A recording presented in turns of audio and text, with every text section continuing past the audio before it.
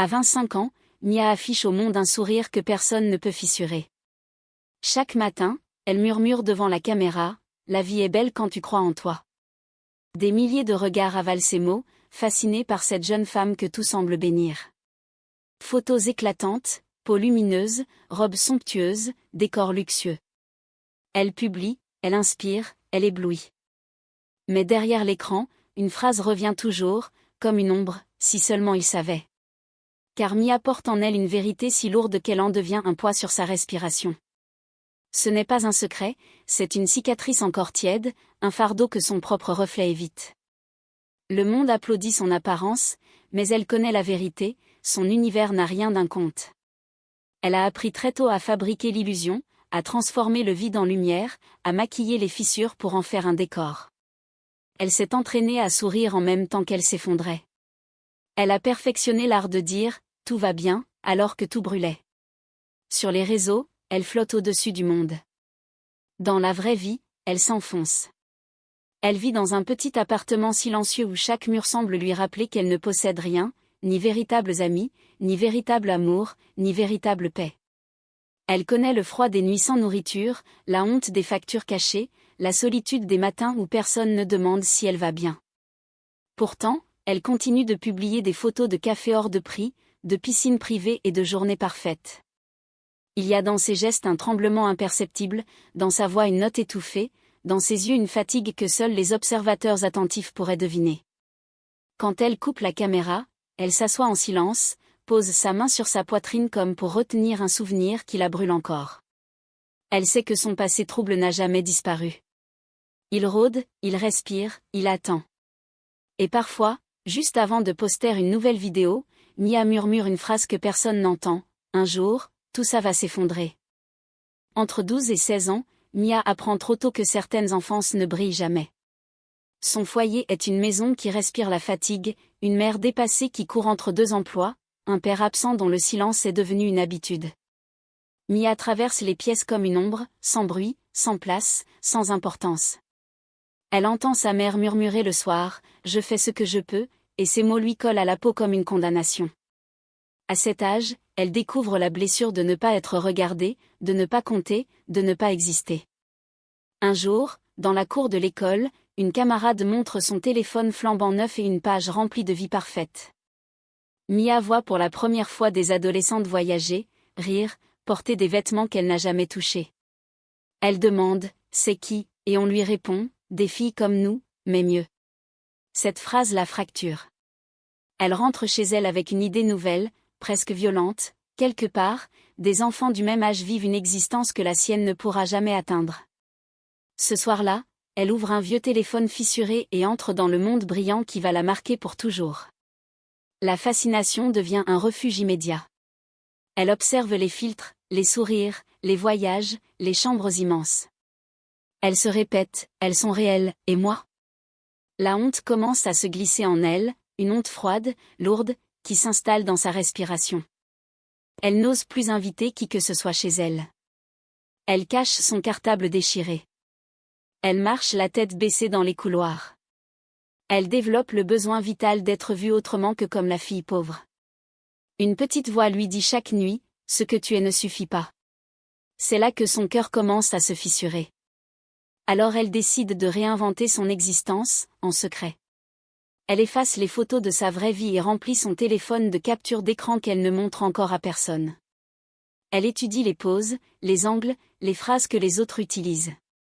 Elle s'entraîne à sourire devant un miroir fendu. Elle imite la confiance qu'elle n'a pas. Dans sa tête naît une idée dangereusement séduisante, si je parais différente, ils me regarderont enfin. Elle choisit de prendre le chemin des illusions sans encore en mesurer le prix. Un soir, en fermant son téléphone, elle ressent pour la première fois ce mélange étrange de honte et d'excitation. Elle sent que quelque chose en elle vient de basculer. Elle ignore encore que ce besoin d'être vue deviendra bientôt plus fort que tout. À 16 ans, Mia ne vit plus vraiment dans sa ville, elle y marche, mais son esprit est ailleurs. Elle a trouvé une porte de sortie qui ne coûte rien, le monde virtuel. Chaque soir, elle s'enferme dans sa chambre et disparaît dans cet espace où elle peut devenir quelqu'un d'autre. Ici, personne ne sait d'où je viens, murmure-t-elle en glissant son doigt sur l'écran. La réalité est trop étroite pour elle, trop grise, trop pauvre. Alors elle s'évade digitalement, encore et encore, jusqu'à ne plus sentir le poids de sa vie réelle. C'est à cet âge qu'elle invente sa première illusion. Elle emprunte un sac à main à une cousine, prend une photo devant un mur propre et écrit « Nouvelle journée, nouveau rêve ». Les réactions positives lui coupent le souffle. Elle recommence. Vêtements prêtés, décor emprunté, lumière arrangée. Elle s'étonne de voir des inconnus la féliciter pour une vie qu'elle n'a pas. Elle se dit, si je mens un peu, je souffrirai moins. Les selfies deviennent des mensonges bien ficelés, des éclats fictifs qui la rassurent plus que la vérité. Mais plus elle construit cette fausse version d'elle-même, plus elle ressent un vide grandissant. Elle réalise qu'elle s'attache aux commentaires comme on s'attache à une bouée. Elle en veut toujours plus. Elle se compare à des filles qu'elle ne rencontrera jamais. Elle regarde sa maison modeste et ressent une brûlure, je ne peux pas rester ici. Le décalage entre son image virtuelle et sa vie réelle devient insupportable. Elle a l'impression d'étouffer dans une existence trop petite pour ses ambitions. Elle se répète, je mérite mieux, même si elle n'y croit pas vraiment. Alors, dès la fin du lycée, elle prend une décision qui semble irréversible, partir. Quitter cette ville, laisser derrière elle les murs qui ont vu ses manques et ses mensonges. Sa mère tente de la retenir, parle de prudence, d'attente, de maturité. Mia répond froidement, je dois vivre ma vie, pas survivre à la tienne. Les mots coupent. Le soir même, elle fait sa valise avec une vitesse qui trahit la peur et l'excitation. Elle choisit la grande ville, convaincue que là-bas, son personnage virtuel pourra enfin devenir réel. Lorsqu'elle descend du bus, la nuit avale son enthousiasme. Les rues immenses ne l'attendent pas. Aucune main pour l'accueillir. Aucun endroit où aller. Elle réalise que son rêve commence dans un silence glacial. Elle serre son téléphone comme si sa vie s'y tenait. Une phrase traverse son esprit, maintenant, il va falloir devenir celle que j'ai montrée. Entre 18 et 20 ans, la grande ville dévore Mia sans lui laisser le temps de comprendre où elle est tombée.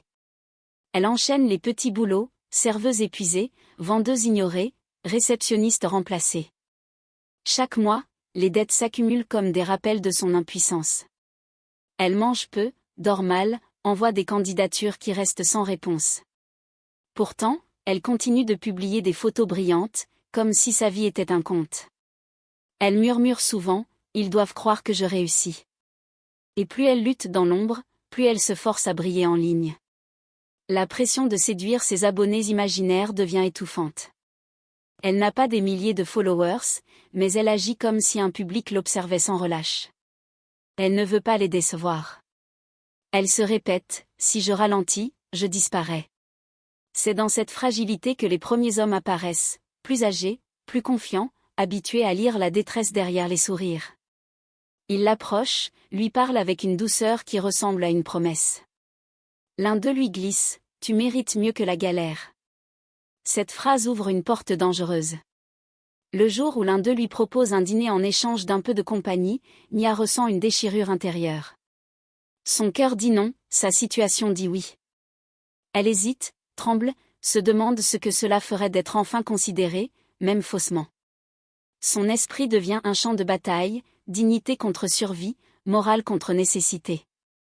La honte lui serre la gorge, mais la peur de retourner dans sa ville lui serre encore plus fort. Elle regarde sa vie et se dit, personne ne viendra me sauver. Alors elle se prépare, silencieuse, comme quelqu'un qui s'apprête à franchir une ligne qu'elle ne pourra plus effacer. Son premier rendez-vous contre de l'argent se déroule dans un restaurant où elle n'aurait jamais mis les pieds seule. Elle joue un rôle, respire lentement, sourit comme si tout cela était normal. Quand l'homme pose une enveloppe près de son sac, Mia sent son cœur tomber. Elle n'est pas fière. Elle n'est pas heureuse. Mais elle ne refuse pas. Elle sort du restaurant avec l'impression de s'être trahie. Pourtant, une pensée étrangement froide s'installe, je peux faire semblant, juste pour tenir. Ce soir-là, elle comprend que l'image qu'elle protège vaut plus que la paix qu'elle sacrifie. Les jours suivants, elle recommence. Pas souvent, pas ouvertement, mais suffisamment pour survivre. Elle se dit qu'elle contrôle encore la situation. Elle publie une photo d'elle souriant dans un miroir d'hôtel et écrit « La persévérance finit toujours par payer ». Au fond d'elle, une autre phrase tente de remonter, mais elle l'étouffe. À quel prix? Entre 20 et 21 ans, les rencontres deviennent presque une routine, un mécanisme froid que Mia enclenche pour survivre. Les hommes changent, mais le scénario reste le même, regards insistants, compliments calibrés, enveloppes discrètes. Elle se surprend parfois à marcher vers un rendez-vous en murmurant « ce n'est qu'un passage ». Une partie d'elle sait que ce mensonge la protège. L'autre comprend qu'elle s'enfonce. Ses soirées sont brillantes et secrètes, ses journées ternes et silencieuses. Elle vit au milieu de deux mondes qui ne doivent jamais se croiser. La double vie s'installe comme un poison lent. Le jour, elle joue la fille simple qui sourit au travail. Le soir, elle devient cette autre version d'elle-même, maquillée, apprêtée, prête à divertir ceux qui peuvent l'acheter pour quelques heures. Elle ferme sa porte à clé avec une précision presque militaire. Elle ne dit rien à personne. Ses amis ne soupçonnent rien. Ses voisins ne devinent rien. Elle se persuade que tout est sous contrôle, mais chaque matin, lorsqu'elle se regarde dans le miroir, elle ressent une fissure qui s'élargit. Elle pense, si je m'arrête, tout s'écroule. La culpabilité devient un poids qui la suit partout. Elle mange seule, vit seule, respire seule, comme si la solitude était le seul endroit où elle avait encore le droit d'être vraie. Parfois, en pleine nuit, elle se réveille avec une phrase qui lui perce le cœur, « Tu ne sais plus qui tu es ». Elle tente de prier sans conviction, tente d'écrire sans trouver les mots, tente d'aimer sans réussir. La ville la dévore, les attentes la brûlent, la honte l'étouffe. Elle se sent enfermée dans une cage qu'elle a elle-même construite, sans porte de sortie. Puis tout bascule. Un retard. Une peur sourde. Un test positif. Le monde de Mia s'effondre d'un seul coup. Elle tremble, s'assoit au sol, répète « Pas maintenant, pas moi, pas comme ça ». Aucun soutien, aucune oreille, aucune épaule. Elle prend seule la décision que personne ne prendra pour elle. Elle réunit l'argent nécessaire, contacte un médecin discret, entre dans une pièce froide où l'on ne prononce jamais son nom. Quand tout se termine, elle reste immobile, incapable de respirer. Elle sait qu'elle vient de franchir une frontière qu'aucune femme ne devrait traverser seule. Cette nuit-là, elle rentre chez elle sans lumière, sans bruit, sans force. Elle s'allonge, pose une main sur son ventre vide, ferme les yeux et laisse couler des larmes qu'elle avait retenues trop longtemps. Une phrase tourne en boucle dans sa tête, « Je ne pourrai plus jamais être la même ». À 22 ans, Mia reçoit une invitation qui semble sortir d'un autre monde, une grande soirée mondaine, un événement où les lumières brillent plus fort que les regards. Elle entre dans la salle comme on entre dans un rêve interdit. Tout scintille. Le parquet reflète les lustres, les robes frôlent les murs, les rires résonnent comme des promesses de destinée. Mia avance lentement, fascinée par cette ambiance luxueuse où personne ne semble manquer de rien. Elle se répète, peut-être que ma vie commence ici. Mais derrière cette fascination, une tension étrange lui serre la poitrine, comme si la soirée la testait. C'est au centre de la foule que l'homme apparaît. Pas bruyant, pas exubérant. Juste présent. Puissant dans son silence. Son charisme attire naturellement les regards, mais lui, il n'en cherche aucun. Sa posture est maîtrisée, son regard profond, comme s'il pouvait lire les façades que chacun porte. Mia le remarque immédiatement. Lui aussi. Il s'approche sans bruit, comme s'il avait choisi le moment exact pour exister dans son champ de vision. Première phrase, voix basse, « Tu n'es pas comme les autres ici ». Elle ne comprend pas pourquoi, mais ces mots brisent quelque chose en elle. La séduction n'est pas brutale, elle est subtile, presque invisible. Il la regarde comme si rien d'autre ne comptait, pose des questions simples mais marquantes, glisse des phrases douces qui semblent caresser ses failles. Mia sent son cœur s'emballer. Personne ne lui a jamais parlé avec cette maîtrise, cette assurance, cette douceur calculée. Elle a l'impression d'être vue pour la première fois, vraiment vue. Elle murmure, « Pourquoi moi ?» Il répond, « Parce que tu es différente. » Ces mots s'ancrent profondément en elle, comme un verdict qu'elle attendait depuis des années. Alors elle se laisse emmener dans cet univers où tout semble possible. Premier cadeau, un bracelet finement travaillé, une robe qu'elle n'aurait jamais pu acheter. Premier voyage improvisé dans une ville qu'elle ne connaissait que sur les réseaux. Il lui montre des lieux réservés à ceux qui ont le luxe d'oublier le prix des choses. Mia se laisse porter. Elle se dit qu'elle n'a plus besoin de jouer, que le personnage parfait qu'elle inventait est enfin devenu réel. Elle accepte tout, sans poser de questions, comme si ce bonheur soudain était la récompense pour toutes ces années de silence. Assise dans une voiture luxueuse, regardant la ville défiler derrière la vitre, Mia pense, je crois qu'il m'a choisi.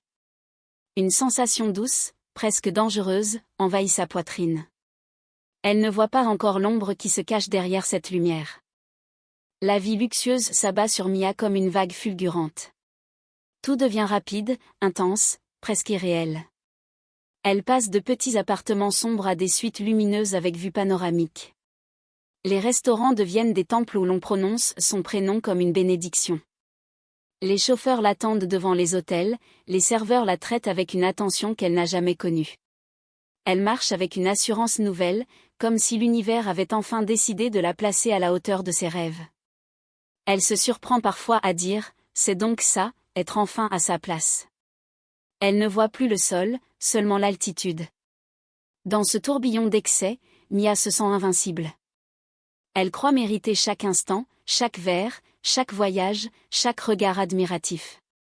La présence de l'homme riche devient comme une armure. Il lui parle avec une douceur calculée, la regarde comme si elle valait plus que toutes les autres. Elle sent naître en elle une forme d'attachement trouble, une émotion qu'elle n'ose pas nommer mais qui ressemble dangereusement à de l'amour. Elle murmure souvent, on dirait que je suis enfin devenue celle que j'ai toujours voulu être. Son cœur s'emballe, son esprit flotte. La réalité perd de son poids. À force de monter, Mia oublie ce qu'elle a laissé derrière. Son passé devient une chambre qu'elle refuse d'ouvrir. Ses erreurs ne sont plus que des ombres lointaines. Elle ne pense plus aux galères, ni aux hommes d'avant, ni aux nuits d'angoisse. Elle rit plus fort, dort moins, s'exhibe davantage. Elle se détache de tout ce qui lui rappelait la douleur, comme si la version ancienne d'elle avait été effacée. Elle dit parfois, j'ai enterré la pauvre fille que j'étais. Mais ce détachement n'est pas une guérison, c'est un déni profond, une fuite maquillée en ascension. Puis tout s'éteint. Du jour au lendemain.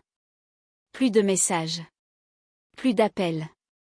Plus de chauffeurs. Plus de rendez-vous. L'homme disparaît comme s'il n'avait jamais existé. Mia rafraîchit son téléphone jusqu'à en avoir mal aux doigts. Rien. Pas une explication, pas un dernier mot. Elle retourne dans sa chambre d'hôtel et comprend brutalement que la réservation n'a pas été prolongée. Les employés la regardent avec cette pitié polie qui coupe les jambes. Elle réalise que tout ce qui brillait n'était pas acquis. Elle tente de se rassurer, il reviendra. Mais sa voix tremble. La chute émotionnelle est immédiate, violente, indiscutable. Elle rentre dans son petit appartement gris, enlève ses talons et s'effondre sur le sol froid.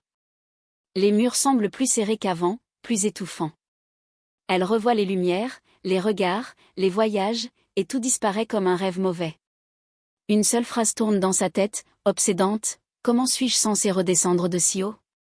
Entre 22 et 23 ans, la réalité frappe Mia avec une violence qu'elle n'avait pas anticipée. Les factures impayées s'empilent sur la table, comme un rappel brutal de ce qu'elle a voulu fuir. Le loyer en retard, les avis de coupure, les notifications de son compte presque vide, tout revient d'un coup, sans élégance, sans pitié. Elle ouvre les enveloppes les unes après les autres, sans sa gorge se serrer, répète, ce n'est pas possible. Le contraste entre ces semaines de luxe et ce retour à la précarité lui donne l'impression de tomber d'un immeuble sans fin. Elle tente de se convaincre que l'homme la recontactera. Elle vérifie son téléphone toutes les 10 minutes, rafraîchit ses messages, écoute sa boîte vocale vide. Chaque silence devient une gifle. Il n'y a aucun signe. Aucune explication. Aucune trace. Comme s'il n'avait jamais existé. Et juste au moment où elle pense toucher le fond, un message anonyme arrive, « Tu ne devais pas profiter de cet argent ». Elle lit la phrase plusieurs fois, le cœur glacé. Puis un second message, « Tu vas payer ». Elle comprend que ce silence n'est pas un abandon. C'est un avertissement. Le stress s'installe dans son corps comme une maladie. Les nuits deviennent courtes, son souffle court, son esprit agité. Elle se réveille avec des vertiges, des tremblements, des douleurs inexplicables. Elle se regarde dans le miroir et voit un visage qu'elle ne reconnaît plus. Elle murmure, « Qu'est-ce qui m'arrive ?»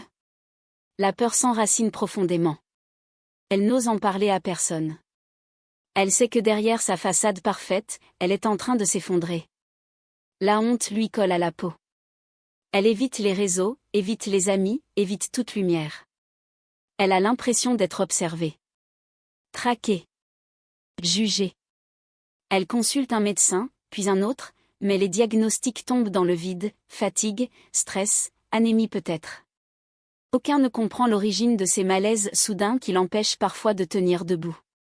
Mia commence à douter de son propre corps, de sa santé, de sa sécurité.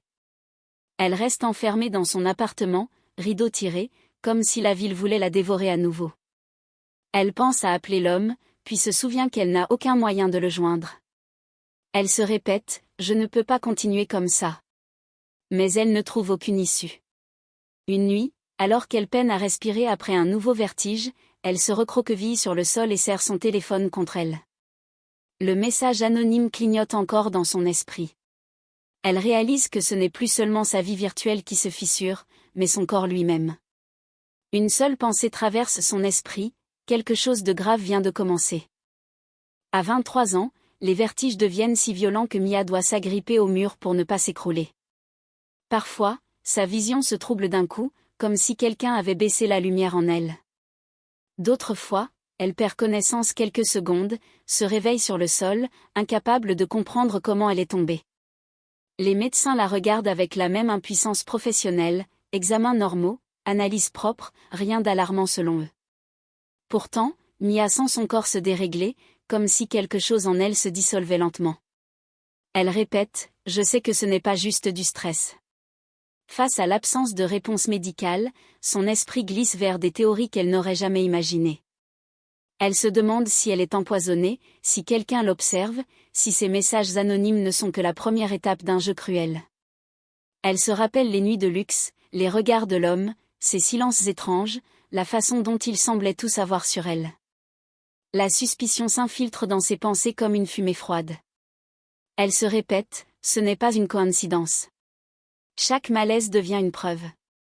Chaque frisson devient une alerte. Elle sent que toutes les pièces du puzzle pointent vers le même homme. Cette conviction la consume. Elle oscille entre peur et lucidité, entre panique et colère. Elle fait les 100 pas dans son appartement, se parle à elle-même, réécrit mentalement chaque détail de leur relation. Elle se demande ce qu'elle a accepté, ce qu'elle a montré, ce qu'elle a signé sans le savoir. Elle revoit ses sourires forcés, ses nuits trop parfaites, ses cadeaux qui semblaient trop précis. Elle murmure, « Il m'a laissé, mais il ne m'a pas oublié. » Cette pensée la hante. Elle a l'impression d'être prise dans une toile invisible qu'elle n'a jamais vue se tisser. Alors elle entreprend une recherche désespérée. Elle fouille Internet, recoupe des noms, lit des témoignages obscurs, s'attarde sur des rumeurs murmurées dans des forums anonymes. Elle observe les photos de l'homme, tente de retrouver ses origines, sa vie, ses liens. Beaucoup d'informations manquent, d'autres semblent volontairement effacées. Elle contacte discrètement quelqu'un qui l'a connu. Ce dernier ne dit presque rien, mais sa dernière phrase suffit à glacer Mia, « Si tu cherches des réponses, tu devras aller où il vit vraiment. » Ces mots résonnent comme une obligation, pas comme un conseil. Au petit matin, épuisée, tremblante, elle fait sa valise sans réfléchir. Elle prend son passeport, quelques vêtements, son téléphone presque déchargé. Elle ne sait pas comment il réagira, ni ce qu'elle découvrira, mais elle sait une chose, rester ici, c'est attendre d'être consumée. Lorsqu'elle ferme la porte derrière elle, une seule phrase traverse son esprit, la vérité m'attend ailleurs. À 23 ans, Mia monte dans un avion comme on entre dans une guerre qu'on n'a pas choisie. Les lumières de la cabine l'éblouissent, le bourdonnement du moteur étouffe ses pensées. Elle regarde par le hublot et voit la ville qu'elle fuit devenir un simple amas de lumière lointaine. Chaque minute de vol lui rappelle qu'elle ne sait pas où tout cela l'amène. « Je dois comprendre », répète-t-elle pour calmer son souffle. Le pays étranger vers lequel elle se dirige lui paraît immense, froid, chargé d'une vérité qu'elle redoute autant qu'elle la recherche. Quand elle arrive, la rencontre n'a rien de chaleureux. Elle le retrouve dans un lieu discret, presque vide, où l'air semble peser plus lourd qu'ailleurs. L'homme ne sourit pas. Aucun regard tendre, aucune trace du charme qu'il avait autrefois envoûté. Il la détaille comme si elle était un objet déplacé. « Alors, tu es venue » dit-il d'une voix sans chaleur. Elle répond à peine. Ses mains tremblent. Tout dans son attitude signale que quelque chose a changé. Il n'est plus le magicien du luxe. Il est un mur. Un mur qui sait déjà ce qu'il attend d'elle. Puis il prononce la phrase qui glace Mia jusqu'à la racine. « Tu veux cette vie, tu obéis. » Aucun ton menaçant, aucune colère. Juste une froideur clinique. Comme s'il décrivait une règle évidente, inscrite quelque part depuis longtemps. Mia sent une douleur profonde s'enfoncer dans sa poitrine. Il ne parle pas d'amour, ni même d'intérêt. Il parle de contrôle. De possession. Elle réalise qu'elle n'a jamais été choisie, seulement utilisée. Son esprit vacille, son cœur se rétracte. Elle veut répondre, dire non, fuir, mais son corps reste paralysé par la peur. La première humiliation tombe sans explication. Il lui ordonne d'accomplir un acte ridicule, un geste dégradant, quelque chose qui n'a aucun sens si ce n'est celui de la rabaisser. Mia hésite, balbutie, tente un « je ne peux pas ». Il lui répond calmement « alors rentre chez toi et recommence à souffrir ». La phrase la frappe comme une gifle, un jugement définitif. Elle finit par obéir, la gorge serrée, les yeux brûlants. Elle se sent observée, disséquée, évaluée. L'acte dure quelques secondes, mais elle a l'impression d'être humiliée depuis des heures. Quand tout se termine, elle reste immobile, incapable de relever la tête. Elle ressent une écrasante sensation de petitesse, comme si sa dignité venait d'être écrasée sous un talon invisible. Elle comprend que la porte qu'elle a franchie ne se refermera plus facilement. Et alors qu'elle tente de reprendre son souffle, elle réalise qu'il attend déjà la prochaine preuve d'obéissance. À 23 ans, le pacte se met en place sans contrat, sans signature, sans papier.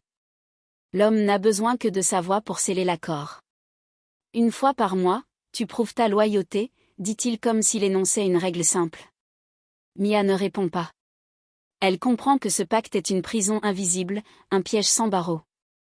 Le premier mois passe vite, trop vite, et l'homme annonce calmement, c'est le moment. Elle sent une brûlure dans son ventre, une forme de panique nouvelle. Elle sait que chaque humiliation sera un test, et qu'un refus signifierait l'abandon total. Les humiliations commencent. Parfois il lui ordonne de danser dans un lieu public, comme un pantin dont il tirerait les fils. Parfois il lui demande de s'agenouiller quelques secondes au milieu des passants, juste assez pour que la honte la transperce. D'autres fois, il lui impose une tenue ridicule, improbable, conçue uniquement pour la rendre risible. Il ne hausse jamais le ton. Il dit simplement, « Montre-moi que tu comprends ta place ». Chaque ordre est une lame froide. Elle exécute, le cœur serré, espérant que personne ne la reconnaisse, espérant que la scène se termine vite. Ce qu'elle ignore au début, elle le découvre plus tard, chaque humiliation est filmée. Chaque danse forcée. Chaque agenouillement. Chaque tenue grotesque. Il enregistre tout, archive tout, classe tout dans des dossiers méticuleux. Mia le découvre un jour lorsqu'il lui montre une séquence sur son téléphone. Elle voit son corps obéir, sa tête baissée, son regard vide. Elle murmure, « Pourquoi tu gardes ça ?» Il répond, « Pour que tu n'oublies jamais. » Cette phrase l'écrase. Elle comprend que ces vidéos sont des chaînes, qu'elles serviront à la maintenir sous contrôle, encore et encore. La dépendance psychologique s'installe comme un autre pacte secret. Elle n'a plus peur seulement de lui déplaire, elle a peur qu'il disparaisse à nouveau. Elle s'accroche à l'idée qu'il lui offre une vie qu'elle ne pourra jamais se payer seule. Elle devient plus docile, plus silencieuse, plus effacée. Elle se surprend à dire, ce n'est qu'une fois par mois. Elle se ment. Elle s'épuise à croire qu'elle maîtrise encore quelque chose. Sa volonté se fissure. Son esprit devient un territoire occupé, où ses pensées sont remplacées par les siennes, ses désirs avalés par ses ordres. À force d'obéir, elle perd quelque chose de précieux. Ce n'est pas sa liberté. Ce n'est pas son avenir. C'est plus profond que ça. Elle sent son amour-propre se dissoudre, lentement, comme une encre diluée dans l'eau.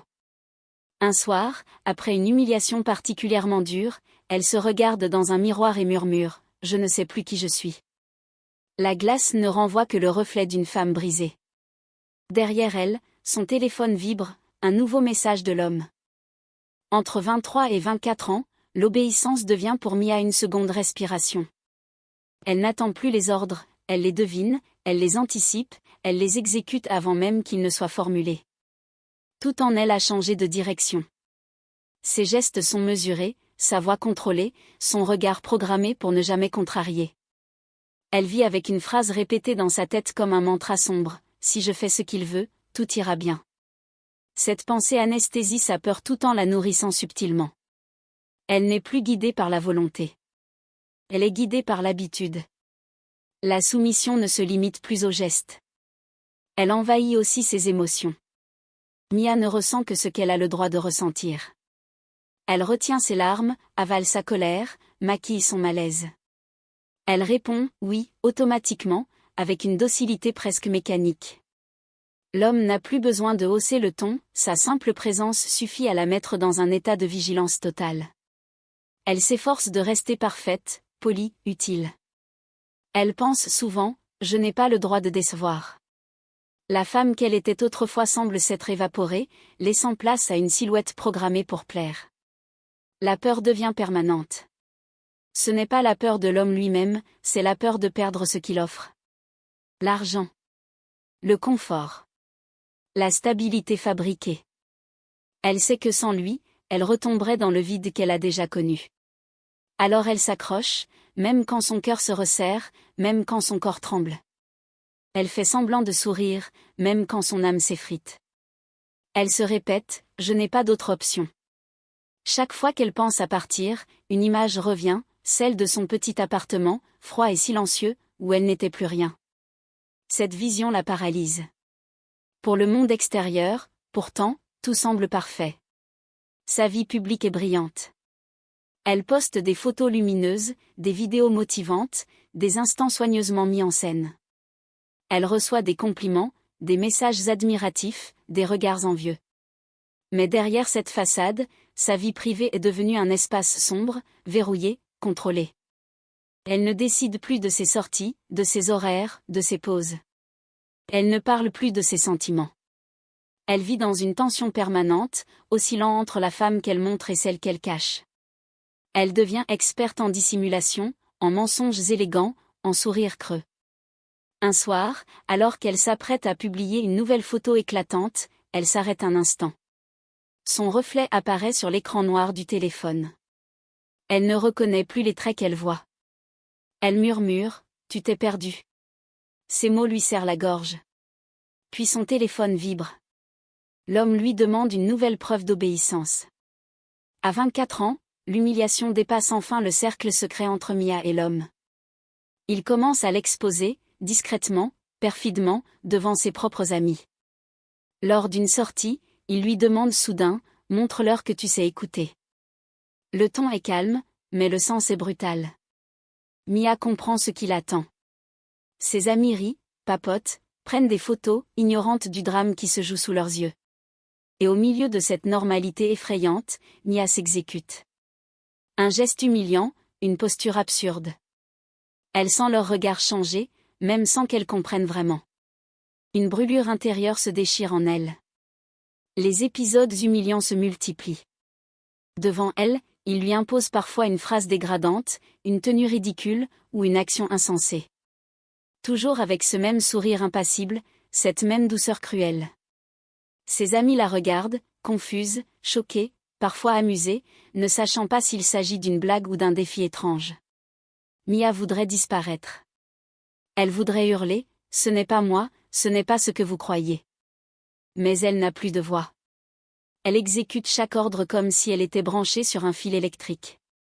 Elle ressent cette phrase en elle, « Je suis devenue un spectacle ». Cette exposition forcée déclenche en elle une crise intérieure violente. La honte devient un liquide acide qui ronge tout. Elle se méprise, se juge, se détruit mentalement.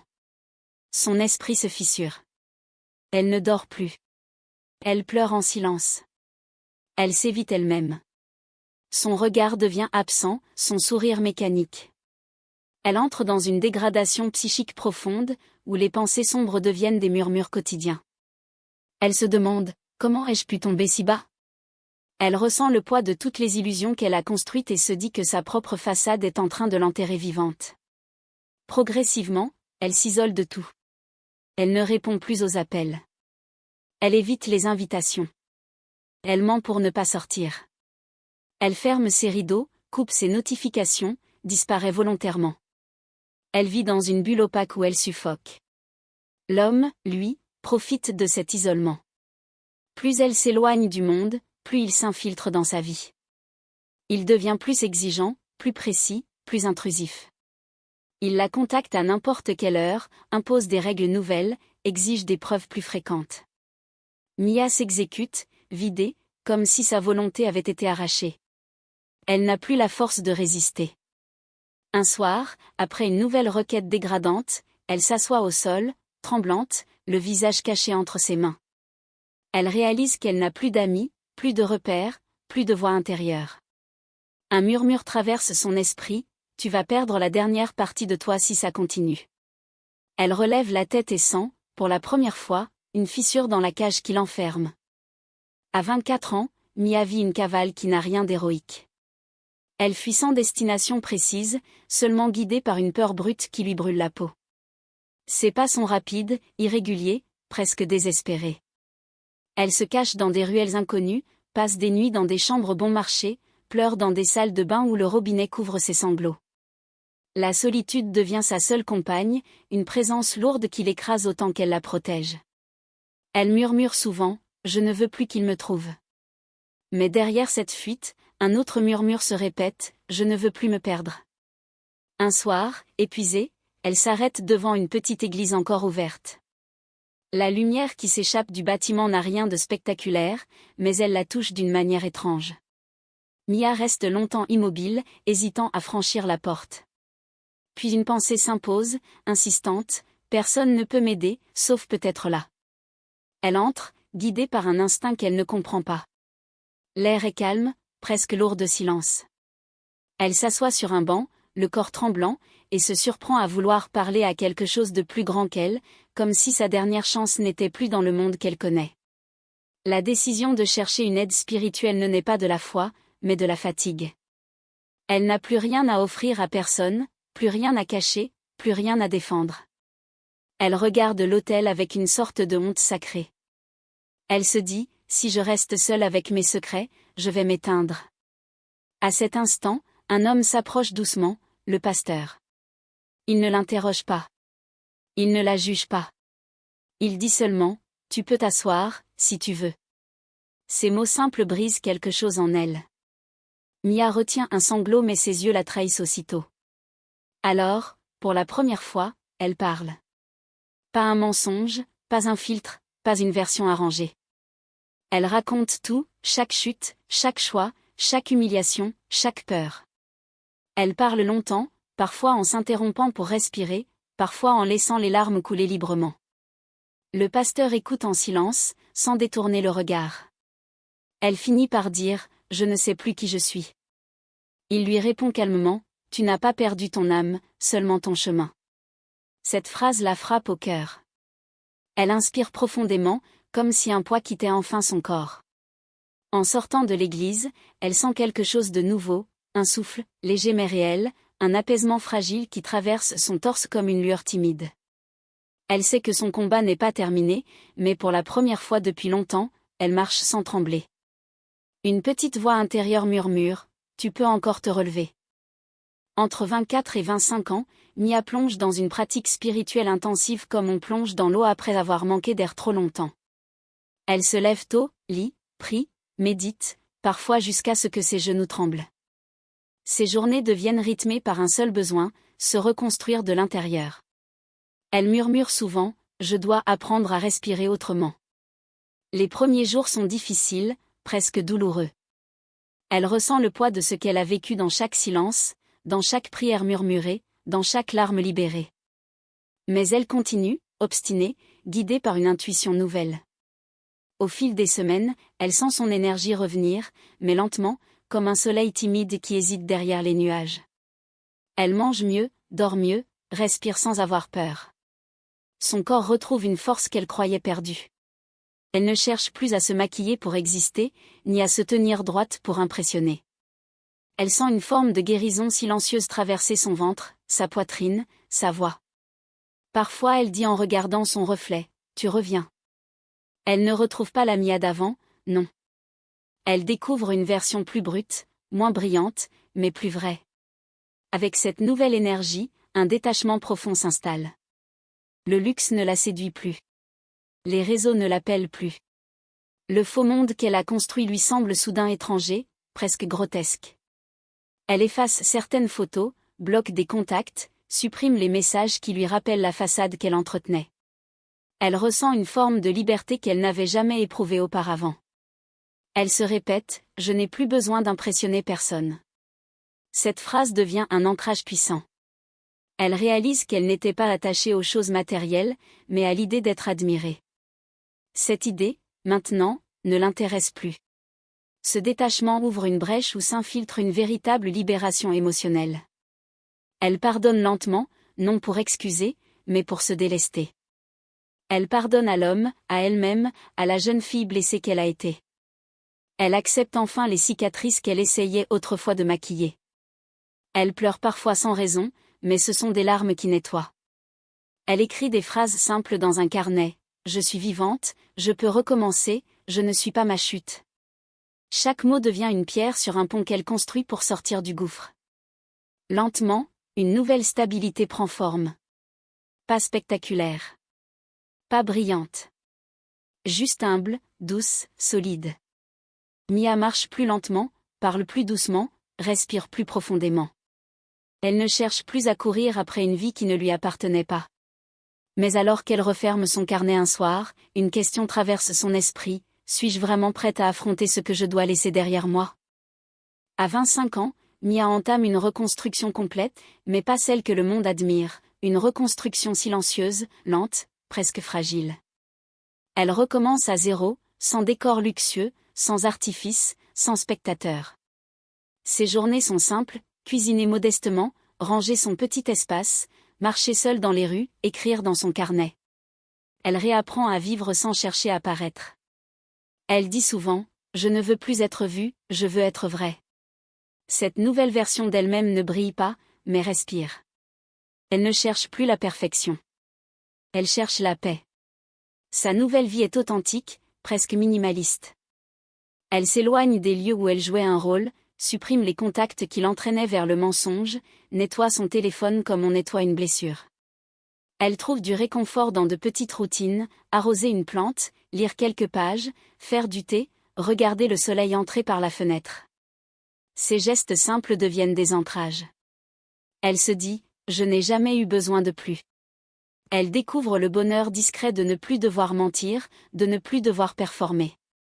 C'est une existence sans éclat, mais elle y respire enfin sans masque. Avec cette stabilité nouvelle, son regard sur son passé devient plus lucide. Elle ose revisiter ce qu'elle a vécu, non plus avec honte, mais avec une honnêteté douloureuse. Elle se dit parfois, j'ai été aveuglée par ce que je croyais être la réussite. Elle reconnaît les pièges, les illusions, les dépendances, les humiliations. Elle ne minimise plus rien, mais elle ne se martyrise plus non plus. Elle observe son ancienne vie comme un film sombre dont elle aurait été l'héroïne égarée. Elle murmure, « J'ai survécu à la fille que j'étais ». Cette phrase lui rend une force qu'elle croyait perdue. De cette lucidité naît un message moral puissant, la dignité retrouvée. Mia comprend que la vraie richesse n'a jamais été dans les chambres d'hôtel, les voitures luxueuses ou les cadeaux sophistiqués. Elle réalise qu'elle avait tout perdu le jour où elle avait abandonné son propre respect. Aujourd'hui, elle avance différemment. Elle marche droite, non par orgueil, mais par paix intérieure. Elle répète, « Il ne m'a pas détruite, j'ai repris ce qui m'appartenait ». Ce n'est pas la revanche qu'elle cherchait, mais la liberté. Une liberté qui n'a ni prix, ni témoin, ni condition. Un soir, elle se tient devant son miroir, celui qu'elle avait autrefois craint. Pour la première fois, elle voit une femme qu'elle reconnaît, imparfaite, résiliente, vraie. Elle passe la main sur son reflet et murmure « Je suis revenue ». Puis elle éteint la lumière, laissant la pièce dans un silence doux. Et dans cette obscurité, une image puissante se grave, Mia, debout, intacte, portant seulement ce que personne ne pourra plus jamais lui retirer. Sa dignité. La vie de Mia n'a pas changé d'un coup. Elle n'a pas eu de miracle, pas de renaissance spectaculaire, pas de victoire brillante à afficher. Sa transformation a été silencieuse, presque invisible, comme un souffle qui revient après une longue apnée. Pourtant, en regardant le chemin parcouru, on distingue une trajectoire aussi dure que lumineuse. Elle a traversé le mensonge, la dépendance, l'humiliation, l'effondrement, puis la reconstruction. Elle est passée d'une image fabriquée à une vérité assumée. D'une fuite constante à une introspection brutale. D'une existence éclatante et vide à une vie discrète mais réelle. Sa plus grande découverte n'a pas été la liberté extérieure, mais la liberté intérieure. Cette liberté qui n'a rien à voir avec l'argent, les voyages ou les regards admiratifs. Celle qui ne dépend pas d'un homme, d'un statut ou d'un décor. La liberté d'être soi, sans filtre, sans masque, sans mise en scène. Mia a appris que la cage la plus solide n'est pas celle que quelqu'un construit autour de nous, mais celle que l'on accepte de porter pour être aimé, valorisé, admiré. Elle a compris que le luxe peut cacher des chaînes, et que la vérité, même douloureuse, peut ouvrir une porte que le monde ne voit pas. Ce qu'elle a réellement gagné n'est pas visible sur une photo. Ce n'est pas un objet, ni un compte bancaire, ni une prouesse sociale. Elle a gagné sa dignité. Une dignité perdue, piétinée, fragilisée, puis finalement retrouvée. Une dignité qui, aujourd'hui, guide chacun de ses choix. Elle ne cherche plus à être parfaite, à être enviée, à être validée. Elle cherche seulement à être alignée avec ce qu'elle ressent et ce qu'elle croit juste. Et cette quête-là n'a pas de prix. Le message qu'elle laisse derrière elle est inspirant, mais teinté d'une ombre que personne ne peut ignorer. Quand on vend son image, on finit souvent par perdre son âme. Et quand on la retrouve, on porte le poids de chaque cicatrice. Pourtant, Mia accepte ces marques comme des rappels. Des rappels de ce qu'elle ne sera plus jamais. Le rideau se ferme sur une femme debout. Une femme vraie. Une femme qui a tout perdu sauf l'essentiel. Une femme dont la paix ne vient pas du monde, mais d'elle-même.